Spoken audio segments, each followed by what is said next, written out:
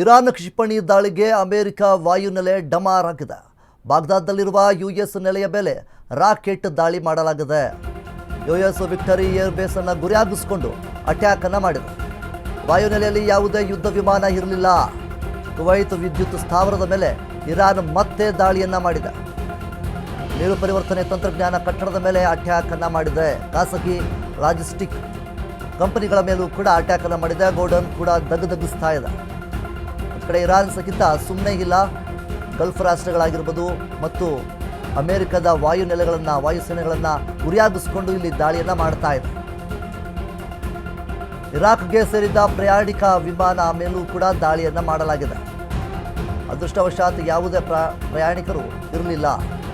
America ಮಿತ್ರ ರಾಷ್ಟ್ರಗಳ ಮೇಲೆ ಮುಗಿಬಿದ್ದಿರುವಂತಹ Iran ಅಮೆರಿಕದ ಮಿತ್ರ ರಾಷ್ಟ್ರಗಳ ಮೇಲೆ ಮುಗಿಬಿದ್ದಿದ್ದಾರೆ. ಇರಾನ್ ಕ್ಷಿಪಣಿ ದಾಳಿಗೆ ಅಮೆರಿಕ ವಾಯುನೆಲೆ ಡಮಾರ್ ಆಗಿದೆ. ಒಂದು ಕಡೆ ಯುಎಸ್ ವಿಕ್ಟರಿ ಏರ್ ಬೇಸ್ ಅನ್ನು ಗುರಿಯಾಗಿಸಿಕೊಂಡು ಅಟ್ಯಾಕ್ ಅನ್ನು ಮಾಡ್ತಾ ಇದ್ದಾರೆ. ಇನ್ನು ಇರಾಕ್ಗೆ ಸೇರಿದಂತಹ ಪ್ರಯಾಣ ಮಾಡ್ತಿದ್ದಂತಹ ವಿಮಾನದ ಮೇಲೂ ಕೂಡ ದಾಳಿ ಮಾಡಲಾಗಿದೆ. ಆದರೆ ಅದೃಷ್ಟವಶಾತ್ ಯಾವುದೇ ಪ್ರಯಾಣಿಕರು ಆ ಒಂದು ವಿಮಾನದಲ್ಲಿ ಇರಲಿಲ್ಲ. ಈಗಾಗಲೇ ಏನು ಅಮೆರಿಕ ಮತ್ತು ಇಸ್ರೇಲ್ ಅವರು ಇರಾನ್ನ ಪ್ರಮುಖ ನಗರಗಳ ಮೇಲೆ ಮತ್ತು ವಿದ್ಯುತ್ ಸ್ಥಾವರಗಳನ್ನು ಗುರಿಯಾಗಿಸಿಕೊಂಡು ಏನು ದಾಳಿಯನ್ನು ಮಾಡ್ತಾ ಇದೆ, ಇರಾನ್ ಸಹಿತ ಇಲ್ಲಿ ಸುಮ್ಮನೆ ಇಲ್ಲ. ಅಮೆರಿಕಕ್ಕೆ ಸಂಬಂಧಪಟ್ಟಂತಹ ಮಿತ್ರ ರಾಷ್ಟ್ರಗಳು ಏನೆಲ್ಲ ಇದ್ದಾವೆ, ಕುವೈತ್ನಲ್ಲಿ ಆಗಿರ್ಬೋದು, ವಿದ್ಯುತ್ ಸ್ಥಾವರಗಳ ಮೇಲೆ ಇರಾನ್ ಸಹಿತ ಇಲ್ಲಿ ದಾಳಿಯನ್ನು ಮಾಡ್ತಾ ಇದೆ. ಅಮೆರಿಕದ ಮಿತ್ರ ರಾಷ್ಟ್ರಗಳನ್ನ ಮೇಲೆ ಮುಗಿಬಿದ್ದಿದೆ ಇರಾನ್. ಇನ್ನೊಂದು ಕಡೆ ಇಸ್ರೇಲ್ ಈಗಾಗಲೇ ವಿವಿಗಳ ಮೇಲೆ ಏನು ಇರಾನ್ನಲ್ಲಿರುವಂತಹ ವಿಶ್ವವಿದ್ಯಾಲಯಗಳ ಮೇಲೆ ಏನೆಲ್ಲ ದಾಳಿಯನ್ನು ಮಾಡ್ತಾ ಇದೆ, ಇದಕ್ಕೆ ಇರಾನ್ ಪ್ರತಿಕ್ರಿಯೆಯಾಗಿ ಇಸ್ರೇಲ್ನ ಮೇಲೂ ಸಹಿತ ದಾಳಿಯನ್ನು ಮಾಡ್ತಾ ಇದೆ. ಅಮೆರಿಕದ ಮಿತ್ರ ರಾಷ್ಟ್ರಗಳಾಗಿರುವಂತಹ ಗಲ್ಫ್ ರಾಷ್ಟ್ರಗಳಾಗಿರ್ಬೋದು, ಒಂದಿಷ್ಟು ರಾಷ್ಟ್ರಗಳ ಮೇಲೆ ಇರಾನ್ ಸತತವಾಗಿ ಇಲ್ಲಿ ದಾಳಿಯನ್ನು ಮಾಡ್ಕೊಂಡು ಬರ್ತಾನೆ ಇದೆ. ಯಾಕೆಂದರೆ ಅಮೆರಿಕ ಮತ್ತು ಇರಾನ್ ಸಾಕಷ್ಟು ಅಂತರದಲ್ಲಿದೆ, ಸಾಕಷ್ಟು ಕಿಲೋಮೀಟರ್ಗಳ ದೂರದಲ್ಲಿದೆ.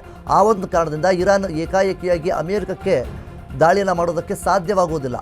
ಆ ಒಂದು ಕಾರಣದಿಂದ ಗಲ್ಫ್ ರಾಷ್ಟ್ರಗಳ ಮೇಲೆ ಮತ್ತು ಅಮೆರಿಕದ ಸೇನೆ ನೆಲೆಗಳು ಎಲ್ಲೆಲ್ಲೆಲ್ಲ ಇದ್ದಾವೆ ಆ ಒಂದು ಪ್ರದೇಶಗಳ ಮೇಲೆ ಇರಾನ್ ಇಲ್ಲಿ ದಾಳಿಯನ್ನು ನಡೆಸ್ತಾ ಇದೆ. ಈಗಾಗಲೇ ಅಮೆರಿಕದವರು ಇರಾನ್ನ ವಿದ್ಯುತ್ ಸ್ಥಾವರಗಳ ಮೇಲೆ ದಾಳಿಯನ್ನು ಮಾಡಿದ್ದಾರೆ. ಅದಕ್ಕೆ ಪ್ರತೀಕಾರವಾಗಿ ಈಗ ಇರಾನ್ ಅವರು ಸಹಿತ ಅಮೆರಿಕದ ಒಂದಿಷ್ಟು ವಿದ್ಯುತ್ ಏನೆಲ್ಲ ಇರ್ತವೆ ವಿದ್ಯುತ್ ಸ್ಥಾವರಗಳು ಆ ಒಂದು ಪ್ರದೇಶಗಳ ಮೇಲೂ ಕೂಡ ಇಲ್ಲಿ ದಾಳಿಯನ್ನು ನಡೆಸ್ತಾ ಇದ್ದಾರೆ.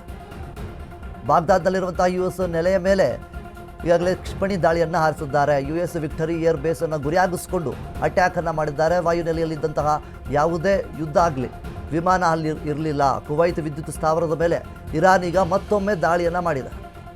ನೀರು ಪರಿವರ್ತನೆ ತಂತ್ರಜ್ಞಾನ ಕಟ್ಟಡ ಮೇಲೆ ಅಟ್ಯಾಕ್ ಅನ್ನು ಮಾಡಲಾಗಿದೆ.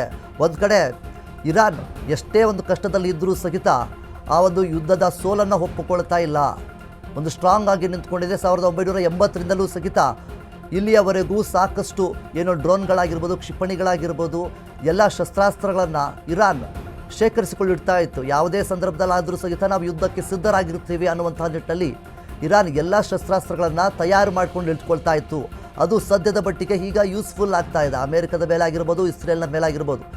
ಈ ರೀತಿಯಾಗಿ ಅವರು ಆಗ ಪ್ಲ್ಯಾನ್ ಮಾಡಿದ್ದಿಲ್ಲ ಅಂತಂದರೆ ಇಷ್ಟೊತ್ತಿಗೆಲ್ಲ ಇರಾನ್ ಸರ್ವನಾಶವಾಗ್ತಾ ಇತ್ತು. ಸೊ ಈ ರೀತಿಯಾಗಿ 1980ರಿಂದ ಹತ್ತತ್ರ 40 ವರ್ಷಗಳ ಕಾಲ ಎಲ್ಲ ರೀತಿಯಾದಂತಹ ಶಸ್ತ್ರಾಸ್ತ್ರಗಳನ್ನು ಮತ್ತು ಕ್ಷಿಪಣಿಗಳನ್ನು, ಡ್ರೋನ್ಗಳನ್ನು ಪ್ರತಿಯೊಂದನ್ನು ಕೂಡ ಅವರು ಶೇಖರಿಸಿ ಇಟ್ಕೊಳ್ತಾ ಇದ್ದರು. ಮುಂದಿನ ವಾರ್ಗಳಿಗೆ, ಯುದ್ಧಗಳಿಗೆ ತಯಾರು ಮಾಡ್ಕೊಳ್ತಾನೆ ಇದ್ದರು.